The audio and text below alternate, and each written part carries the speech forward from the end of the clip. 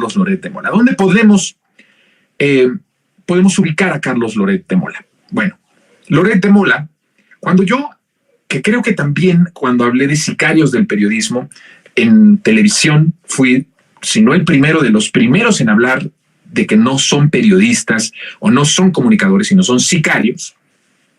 Y la idea central de por qué nosotros, en mi caso, puedo decir ciertas cosas, es porque tienen una base, tienen una explicación, no solamente es una frase que se dice al calor del debate o al calor de la situación coyuntural, sino que se construye con base a varios elementos.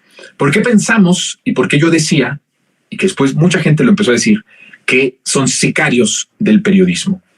En principio porque Carlos Loret de Mola, en algún momento, y eso no me lo contaron, esto es algo que lo pude presenciar, no estaba obviamente en los medios, estaba en un periodo de preparación, y yo pude ver cuando se le decía a Carlos Loret, golpea a Andrés Manuel, sobre todo en el tiempo cuando fue jefe de gobierno, y en algún momento, en una junta, le dijeron a Carlos Loret, ya no lo golpes, ahorita no nos conviene golpearlo, ahorita vamos a empezar a hablar bien de él.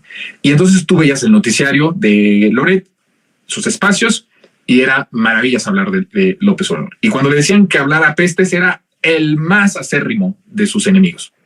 Esos son sicarios. Yo he explicado que todos estos factores en su conjunto de lo que es el salinismo neoliberal, que entendemos por salinismo neoliberal a la oligarquía, a los intereses extranjeros, al crimen organizado, a los potentados, a los medios de comunicación, todas las mañas, delitos y todo lo que representa en esencia este grupo, que es muy diverso, que es muy amplio en el sentido de que abarca muchísimos intereses perversos, oscuros, se repiten esos factores de comportamiento.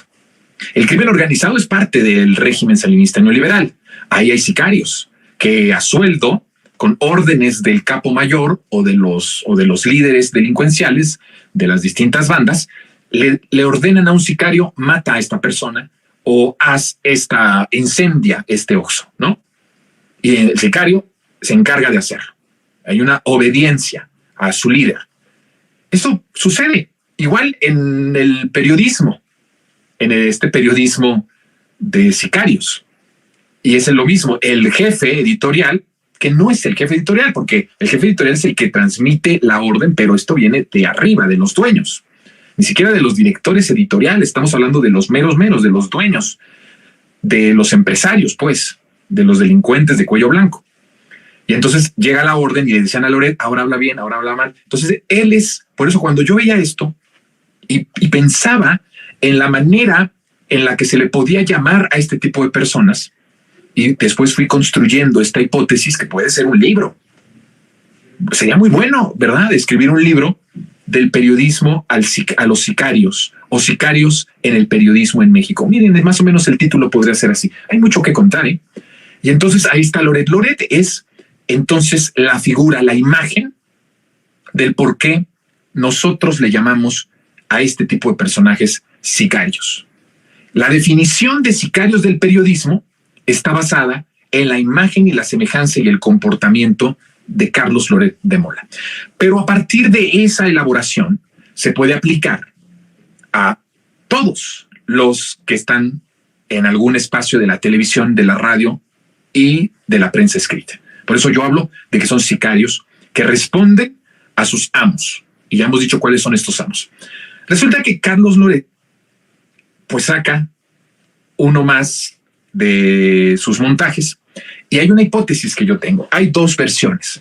La primera versión, ninguna de las dos son descabelladas porque hemos estado confirmando todo esto que hemos elaborado aquí en Resentidos, aquí en Sin Censura, durante ya mucho tiempo. Lo primero es que sea un montaje, abiertamente un montaje, que por supuesto pues Loret es, sin duda alguna, pues uno de los mayores exponentes de los montajes en nuestro país, de los más peligrosos. Loret de Mola, en cierto sentido, es un secuestrador. Y que no se malinterprete lo que estoy diciendo. En cierto sentido, es un secuestrador y es un una persona abiertamente al servicio del crimen organizado. Lo fue cuando el crimen organizado tenía las estructuras del gobierno, obedeciendo órdenes a favor de no sé qué, pero podemos intuir de qué, por parte de Genaro García Luna.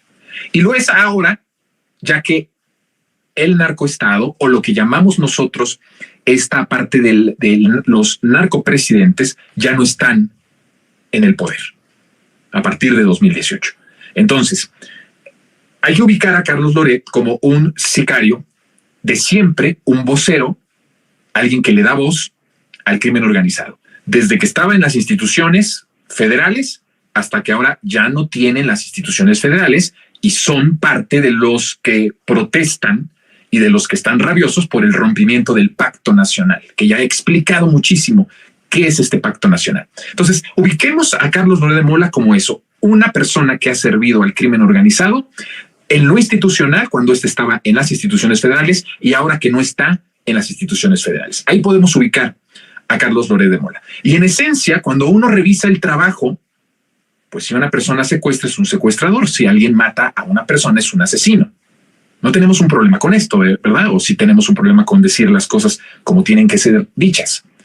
Entonces, si estás en ese proceso de hacer o levantar todo un montaje para poder secuestrar o para poder decir que lo que estaba pasando era un secuestro, pues te conviertes en eso, te conviertes en un delincuente. Entonces ahí ubicamos a Carlos Loret. Ahora, las dos hipótesis que tiene,